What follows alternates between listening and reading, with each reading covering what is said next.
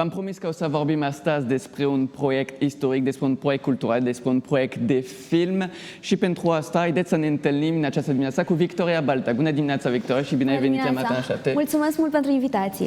Mă bucur foarte mult să ne întâlnim pentru că suntem în momentul critic pentru filmul tău, deci o să aflăm toate poveștile care sunt în spate despre un film, cum se creează și care sunt dificultăți și cum chiar putem să te ajutăm, pentru că de asta va fi vorba astăzi, cum putem să te ajutăm să finalizez acest film, dar vorbeam că este un film istoric despre un moment destul de greu din istoria din România. Despre ce va fi vorba acest film? Este un lungmetraj artistic despre experimentul Pitești, o bucată mai sumbră care s-a petrecut în România între 1948-1952. Este un film independent, realizat cu donații de la oameni. Este singurul film din sud-estul Europei creat din crowdsourcing. Crowdsourcing înseamnă că oamenii au contribuit fie cu servicii, fie cu timp, fie cu sfaturi, fie financiar, fie cu echipament. Deci, practic, e un film de voluntariat. Oamenii voluntari care au timp să ajut, care au competențele, te-au ajutat pentru acest film.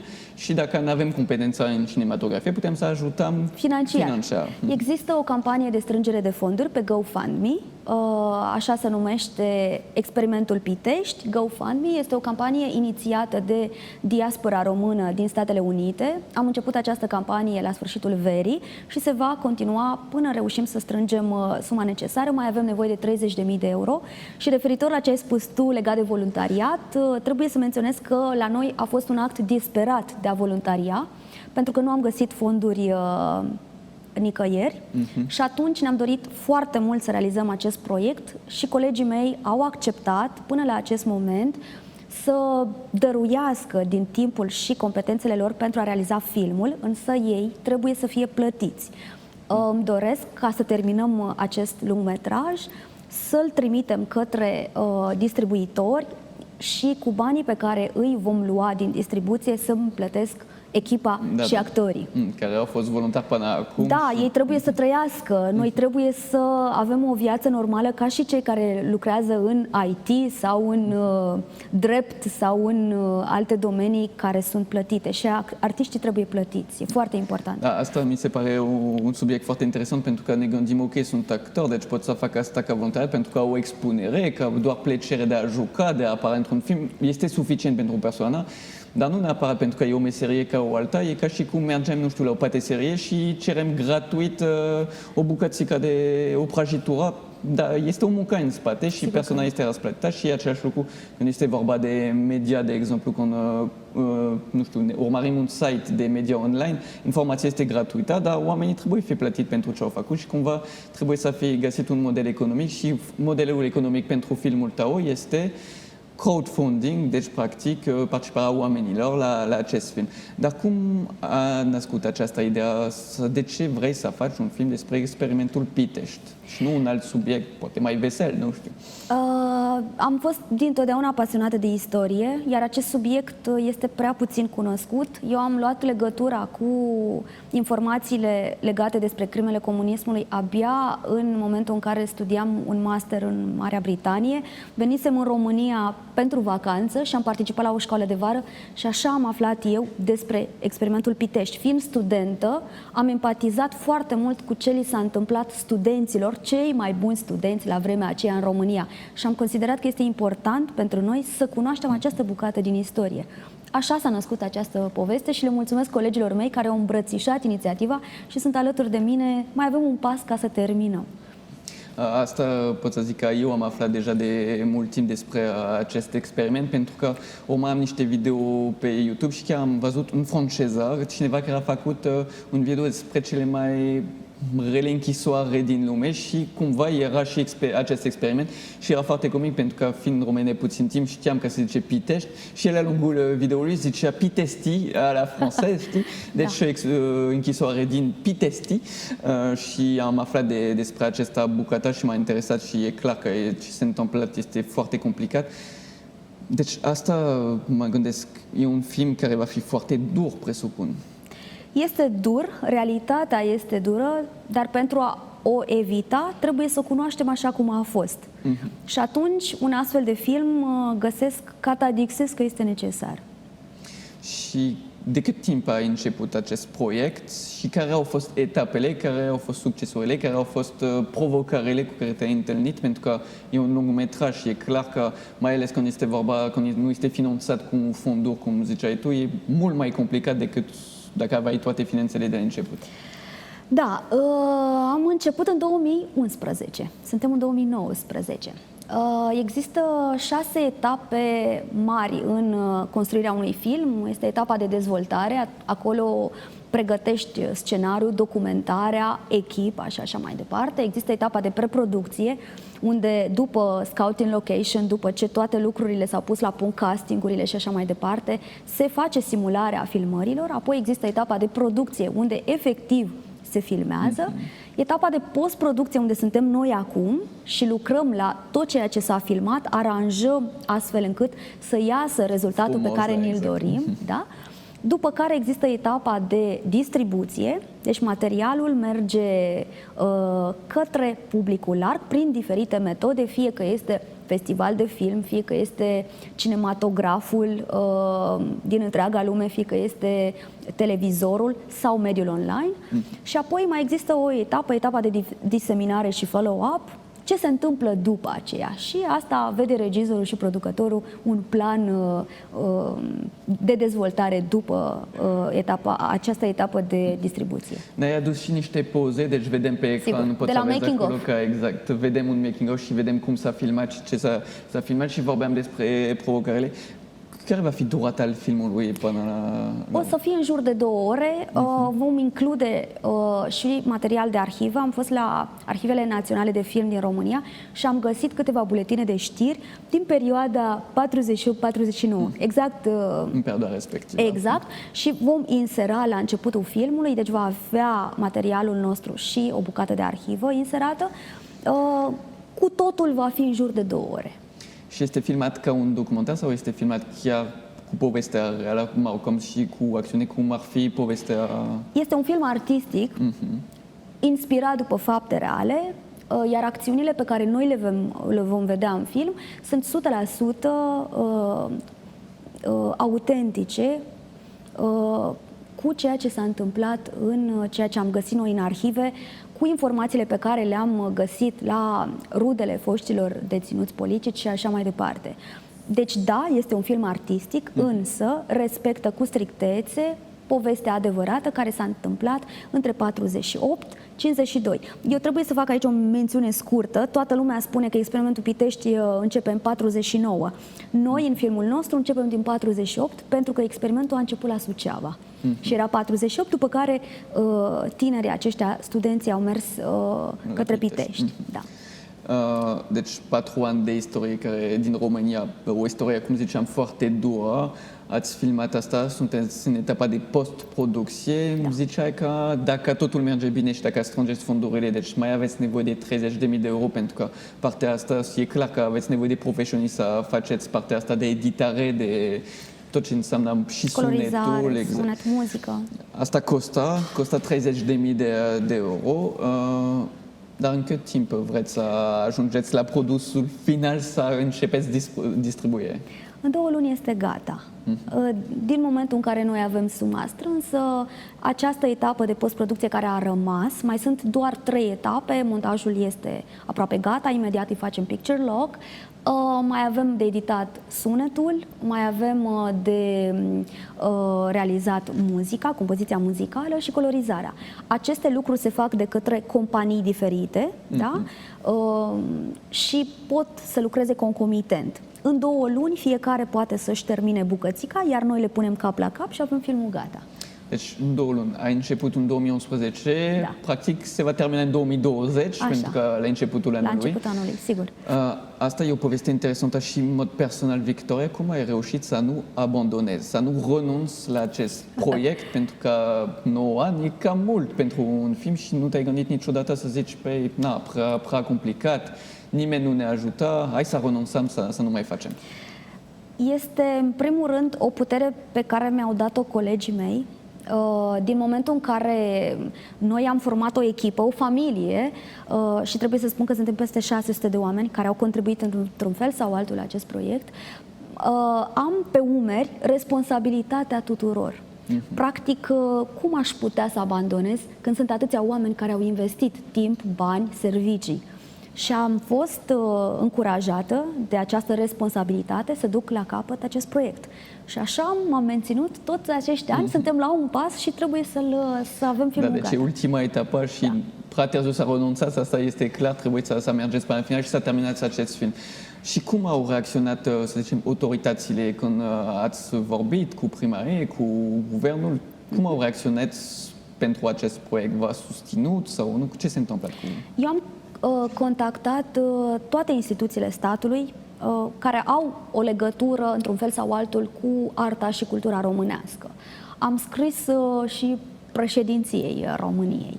Am trimis peste tot solicitări, asta pentru că am considerat că este un proiect românesc care evidențiază o bucată din istoria noastră. Noi acum, în 2019, sărbătorim 30 de ani de la abolirea comunismului și m-am gândit că voi găsi sprijin. N-a fost așa. Ce răspuns am primit? Păi, de la președinție am primit sprijin moral. Mi s-a transmis că dumnealor sprijină un astfel de proiect, dar că fonduri nu au.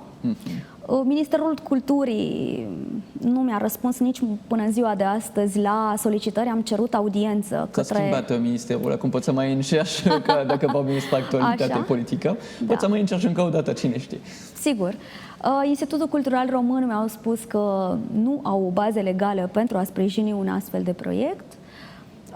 Ministerul Românilor de Pretutinderi, la fel, nu au bază legală. Ministerul de Externe, la fel, nu mă pot ajuta din diferite motive. Și la nivel european? La nivel european, te referi la Comisia Europeană? Da, la fondul european, la Uniunea Europeană. Așa. Trebuie să... Toată lumea crede că fondurile europene sunt așa, o cutie a Pandorei. Nu este adevărat. Cinematografia, din punct de vedere al fondurilor europene, este finanțată pentru etapa de dezvoltare și se oferă până la 20.000 de euro dacă demonstrezi că ai un buget de până în 100.000 de euro și 50.000 de euro dacă demonstrezi că ai un buget de peste 1.000.000 de euro. Deci pentru etapa de dezvoltare și mai mult de 20-50 nu primești. Pentru un proiect deja în derulare nu există nicio variantă de a finanța. Altă variantă pe care Comisia o sprijină în ceea ce privește cinematografia este să ofere fonduri pentru cinematografele din Uniunea Europeană, pentru distribuție, pentru că s-a văzut că filmele odată create nu sunt ușor de ajuns la public, dar pentru producția în sine și ce am eu nevoie acum nu există variante de finanțare. Așadar, pentru cine mă mai îndreaptă către Comisia Europeană, acesta este răspunsul și am tot fost peste tot și sunt în legături apropiate cu cei care se ocupă de asta și dacă ar fi fost variante, m-ar fi sprijinit pentru că cunosc proiectul și își doresc să-l termin. Super. Victoria, îți propun să luăm o scurtă pauză de 3 minute. Sigur. Și o să mergem în zona de bucătărie pentru că trebuie să gătim, să explic rețeta de asta și o să ne explic și rețeta de filme, cum ai creat și acest film și o să ne reamintești unde putem să urmărim acest proiect, cum putem să-l sprijinim. Așa că ne revedem peste 3 minute în bucătărie.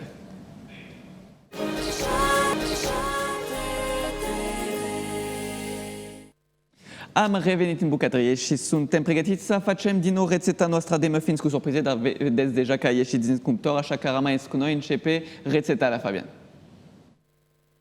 Victoria, ești încă o dată cu noi pentru că ne-ai vorbit despre filmul tău, Experimentul Pitești, un film istoric, artistic, despre un eveniment foarte greu din România, dar înainte de a mai vorbi în continuare despre acest film, îți propun să-ți explic rețeta asta, pentru că vezi și asta, uite, las pentru tine, o să-ți decupezi, ai grijă că e fierbinte, dar deja poți să miroși, poți să vezi cum este acest muffins cu surprize, pentru că, de fapt, este un muffins cu niște ouă de ciocolată ascunse înăuntru și când o să tăiem, o să vedem ca apa. Pentru aceasta rețeta și o să fac încă o dată aluatul. Am folosit 140 de grame de faină, 10 centilitri de lapte, 50 de grame de zahăr și 50 de grame de unt topit, un ou, o lingură de drojdie. Pur și simplu este o rețetă foarte simplă pentru că iei toate ingredientele, le amesteci și după asta le pui în niște forme ascunzi două în mijloc și Așa. asta este gata. Nu lași aluatul a crescut dacă pui drojdie? Da, lași, bineînțeles, Cât? 15 minute, 20 minute.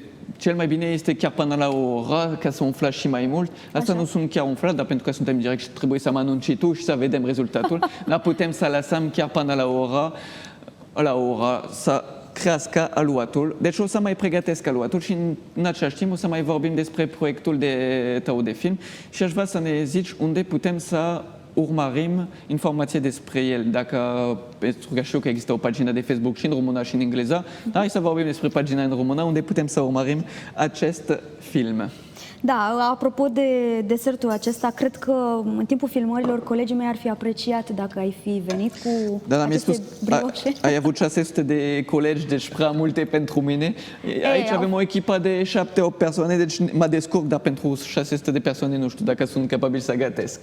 Ei, noi eram pe rând, în total am fost, așa, pe zi eram sub 100, adică probabil ai fi făcut față cu siguranță și miros atât de bine, sigur ar fi avut o poftă de a lucra cu și mai multă râvnă. Vorbim la următorul film, pentru că Așa. să vorbim despre și ce... Cu martori aici, da? Deci vii să ne faci brioșe la următorul film. Exact. Filmul meu este vizibil pe toate platformele social media, de la LinkedIn, Twitter, Facebook, Instagram și pagină adiacentă GoFundMe. Și cu numele, bineînțeles, Experimentul Pitești, pagina de Facebook se numește Experimentul Pitești Filmul. Puteți să căutați chiar acum, veți găsi informațiile. Iar pentru strângeri de fonduri avem GoFundMe, da? GoFundMe în engleză, pentru că este o pagină care a fost inițiată de către diaspora română din America, așa cum am spus.